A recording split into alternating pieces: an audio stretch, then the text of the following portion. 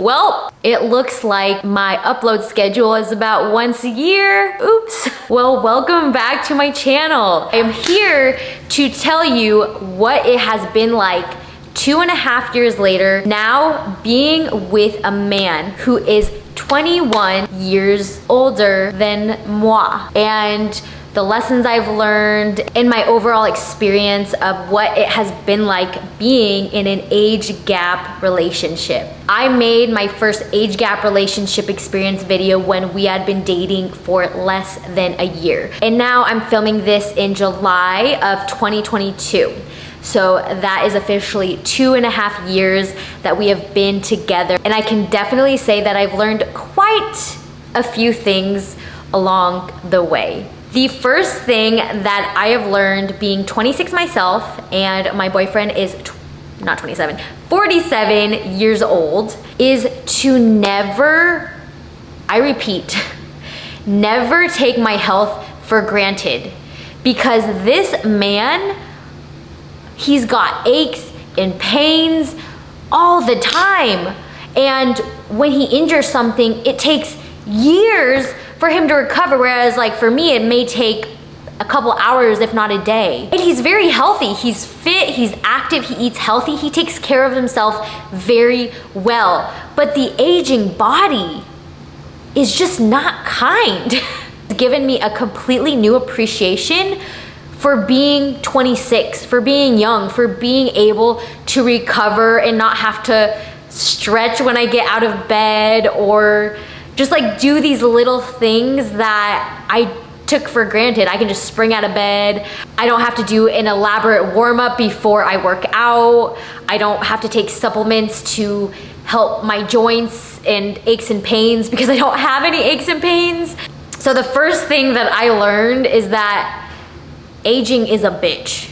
The body is just not quite as resilient as it is when you are a teenager and in your 20s. The second thing I've learned being in an age gap relationship is that you can either be in charge of your life by how you choose to view your situations and circumstances, or you can let life run the shit over you and just take all of your passion in life and energy away. And why I say that is because D, my boyfriend, has the spirit of like a 7-year-old.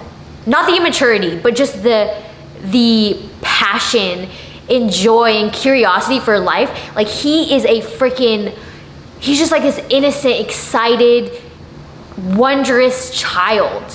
And I am 26 and I feel like the way I've viewed circumstances in my life, I've just had a very self-defeating victim mentality. So then I kind of walk around with this old energy, you could say. I've always been told that I seem wiser beyond my years, but now I've come to feel like that just means that I'm not very fun. And I feel like there's some truth to that, which sounds terrible, but D has been through some hard shit. I mean, a million times rougher and more challenging than anything I've been through.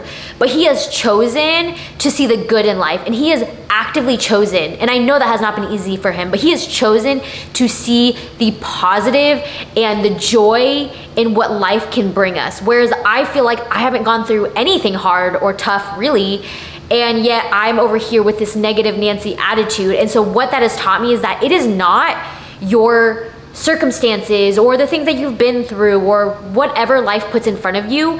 It's not that shapes the person and the energy that you have on a daily basis. It's completely the view that you choose to take on what happens in your life. Do you choose to adopt a victim mentality?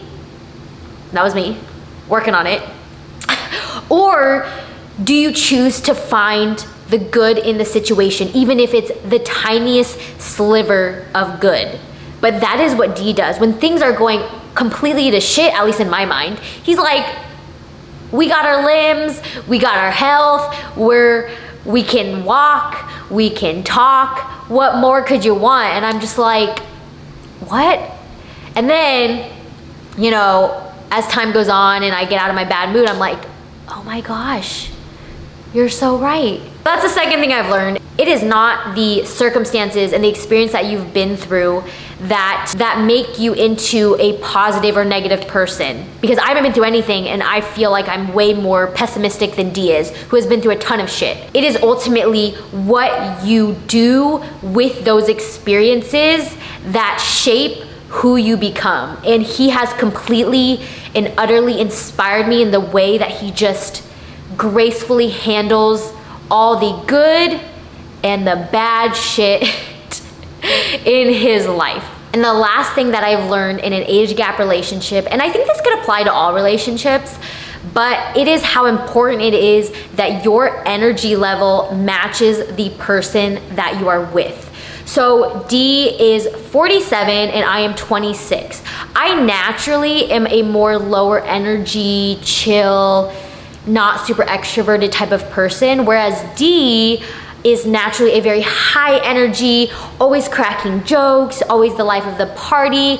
I feel like that is just that's just what naturally oozes out of him. But because he is 47, you know, aging, it'll naturally slow your energy down, even just if a little bit. And I think that was a blessing for us because naturally, I'd say if he was my age, if I was dating him when he was 26, he'd be up here. Oh wait, you can't see that. He'd be up here in energy and I'd be down here.